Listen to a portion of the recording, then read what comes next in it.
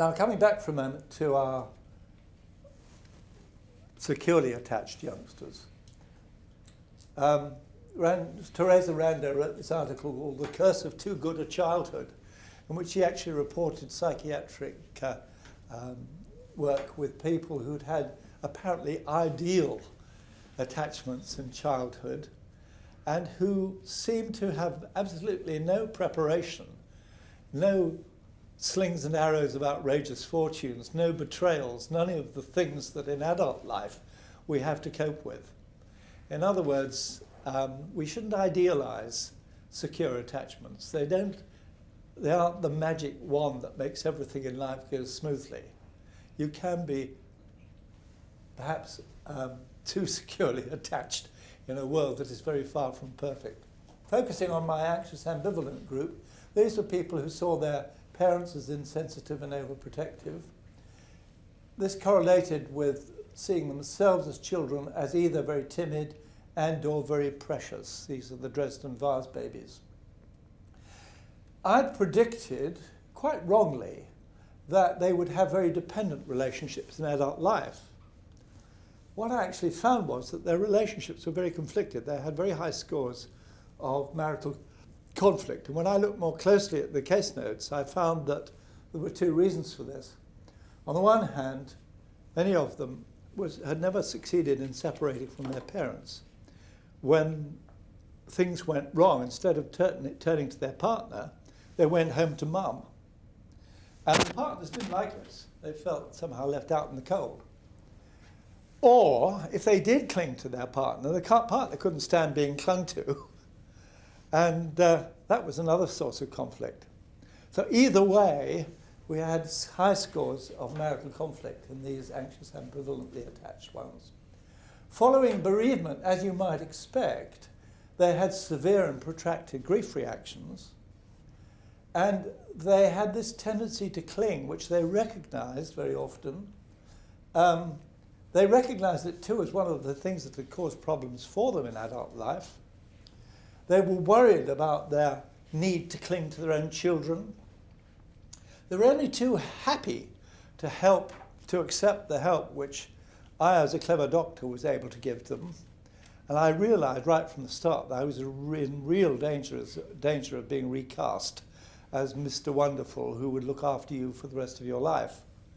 And again, it came home very forcefully to me that the most important thing I had to offer to these people was not my pity for their helplessness, but my recognition of their true value and worth, my respect for them as fellow human beings with great potential.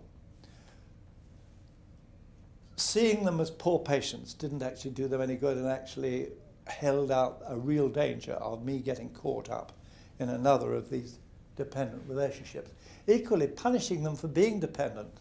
The temptation when you begin to feel, it's very tacky, isn't it, when you get a patient who will never leave the office at the end of the hour. They keep on thinking of something else to talk about.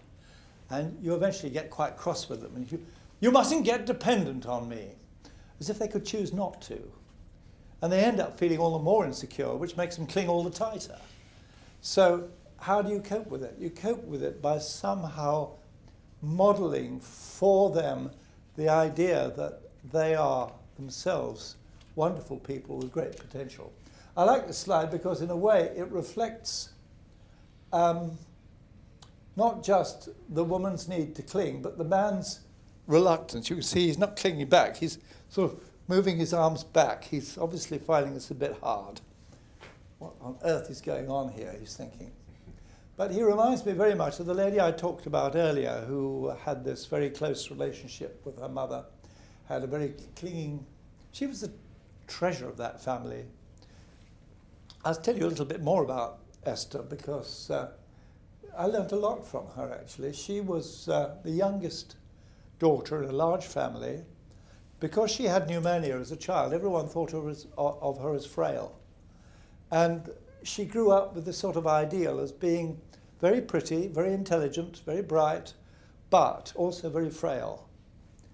When she went to university, her mother found it very difficult to let go of her, and she did of mother. But she said, I solved that. I said, really? What did you do? Oh, she said, I fell in love with my professor. And this man, 10 years older than herself, whom she married, was actually one of her teachers at the college. And he became Mr. Wonderful. I remember saying to her once, what did you enjoy doing with your husband? Oh, fishing, she said. I said, oh, you used to fish, did you? No, no, he did the fishing.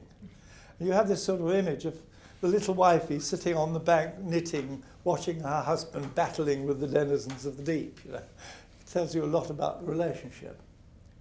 I mentioned that she started to paint. She said something very interesting. When she was in, she said, you know, when I'm in that painting group, they don't think of me as being a widow. And I suddenly realized that her family, when they visited her, were putting on their visiting the poor widow expression.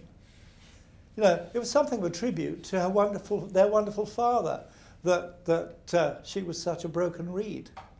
And they were quite prepared to somehow reinforce this image of her as the helpless child that she'd always thought herself to be. Whereas in the painting group, it didn't matter a damn what she was as long as she could paint. And she's actually quite good at painting. In fact, that's one of her paintings, which she gave me at the last interview. The initial paintings were all storms at sea.